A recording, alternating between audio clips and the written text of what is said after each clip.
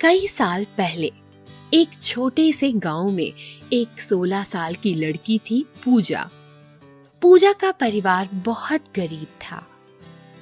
पूजा अपने माता पिता और छोटे भाई के साथ मिलकर आराम से रहती थी। पूजा के पिताजी एक दर्जी थे। वो बहुत खूबसूरत कपड़े सीते थे, पर गांव में उनकी कला के उनको ज्यादा पैसे नहीं मिलते थे। आप भी दिन रात कितनी मेहनत करते हैं, पर फिर भी मुश्किल से घर में 2 पैसे आते हैं। आखिर ये कब तक चलेगा? अरे पैसे नहीं है तो क्या हुआ? मेरे ग्राहक मेरे बनाए कपड़े देखते हैं और खुश होते हैं। बस यही मेरा इनाम है। हाँ बाबा, बिल्कुल सही कहा आपने। आप जैसे कपड़े कोई नहीं सी सकता। जैसा बाप वैसी बेटी। माँ अपनी बेटी के सुनहरे भविष्य के सपने देख ही रही थी और दिन यूं ही निकलते गए। एक डॉन अचानक गांव में वहां महल के सिपाही डंका बजाते हुए एक जरूरी घोषणा करने लगे। सुनो सुनो सुनो, 2 दिन बाद महल में बड़ा जश्न है। हमारे राजा के राजकुमार परसों 18 साल के हो जाएंगे। महाराज और महारानी ने इस खास मौके पर गांव के सभी लोगों के लिए एक खास उत्सव रखा है। सभी लोगों को महल के अंदर जाने की इजाजत मिलेगी। तरह तरह के पकवान होंगे और खूब सारे खेल तमाशे देखने को मिलेंगे। गांव के सभी लोग ये खबर सुनकर खुशी से झूम उठे। अरे वाह, महल में त्योहार! मैं तो बहुत सारी मिठाई खाऊंगा। मिठाई?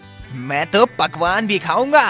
हाँ, मैं भी। मेरी माँ मेरे लिए एक नई शेरवानी लाई है। मैं वही पहनकर जश्न में जाऊंगा। बाकी के बच्चे और बड़े जहाँ खुशी से अपने कपड़ों की चर्चा कर रहे थे, वही पूजा खामोश खड़ी थी।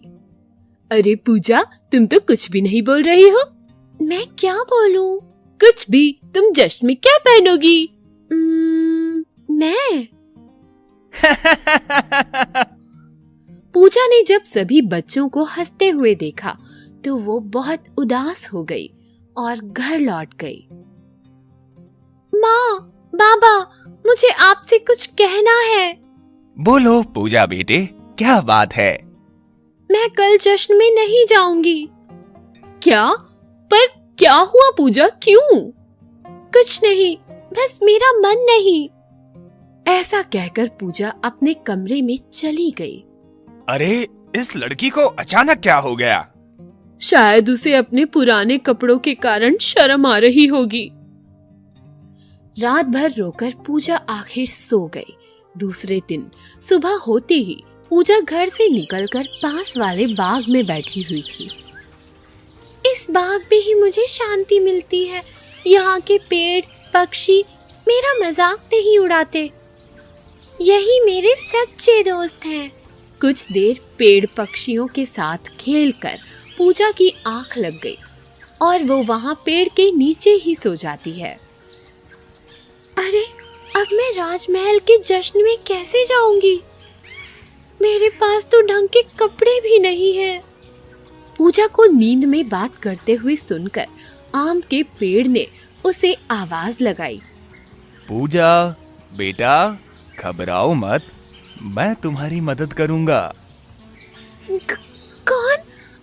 कौन है यहाँ? मैं हूँ बेटा, आम का पेड़। जरा ऊपर देखो। अरे, आप बोल सकते हैं? हाँ पूजा, हम सब पेड़ पशु पक्षी सभी बातें कर सकते हैं, पर हमारी बातें सिर्फ वो ही सुन सकता है जो दिल का सच्चा हो। पर बेटा, इस बाग में एक परी रहती थी। उसने हम सभी को वरदान दिया था कि हम सब एक दूसरे से इंसानों की भाषा में बात कर सकते हैं। मैंने तुम्हारी बात सुन ली। तुम चाहो तो मैं तुम्हारी मदद कर सकता हूँ। आप? पर कैसे? मैं ही नहीं, मेरे साथ साथ बाकी पेड़ पौधे और पशु पक्षी भी तुम्हारी मदद करेंगे। आखिर तुम हम सबको अपना दोस्त जो मानती हो। ओह, सच में? पर आप कैसे मेरी मदद करेंगे? कल महल में राजकुमार के जन्मदिन का उत्सव है। गांव के सभी बच्चे वहां जाकर खूब मजे करने वाले हैं। पर मेरे पास तो पहनने के लिए ढंग के कपड़े भी नहीं हैं। तो आप मेरी मदद कैसे करेंगे? ऐसा कहते कहते पूजा रो पड़ी। तब पास के गुलाब के पौधे ने उसे आवाज दी। पूजा, रो क्यों रही हो? हम हैं ना, जरा अपने आसपास नजर डालो। पूजा ने अपने आसपास देखा तो पूरा का पूरा बाग रंग बिरंगे फूलों से भरा हुआ था। तुम हम सब पेड़ पौधों और पक्षियों के पंख और पत्तियां लेकर घर जाओ और अपने बाबा से कहो कि इन सब से तुम्हारे लिए एक खूबसूरत ड्रेस बना दें। सच में? आप मेरे लिए इतना सब करेंगे? पर आपको दर्द नहीं होगा? बेटा, अगर तुम थोड़ा प्यार से तोड़ोगी तो नहीं होगा, और आखिर एक दोस्त ही दोस्त के काम आता है। ठीक है। पूजा ने धीरे धीरे हर पेड़ पौधे से कुछ पत्ते तोड़े और फिर एक प्यारे से मोर ने उसे अपना पंख भी दे दिया। पूजा ये सब लेकर अपने पिता के पास गई।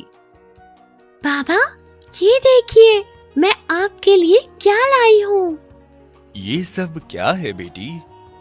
ये सब मैं पास वाले बाग से लाई हूँ। इन सब से क्या आप मेरे लिए एक ड्रेस बना सकते हैं? ड्रेस? मगर अगर आप मेरे लिए एक अच्छा सा ड्रेस बना देंगे तो मैं भी राजकुमार के जन्मदिन के जश्न में हिस्सा बन सकूंगी। पूजा की बातें सुनकर उसके पिता ने यहाँ वहाँ देखा। पूजा बेटी, मैं वादा तो नहीं कर सकता, पर हाँ, कोशिश जरूर करूंगा। और फिर पुराने कपड़ों के कुछ बचे हुए टुकड़े उठाए और काम पर लग गए। पूजा के बाबा ने उसके लिए बड़े प्यार से एक अनोखा ड्रेस बनाया, जिसे देखकर पूजा बहुत खुश हो गई। वाह बाबा, ये तो कमाल का है।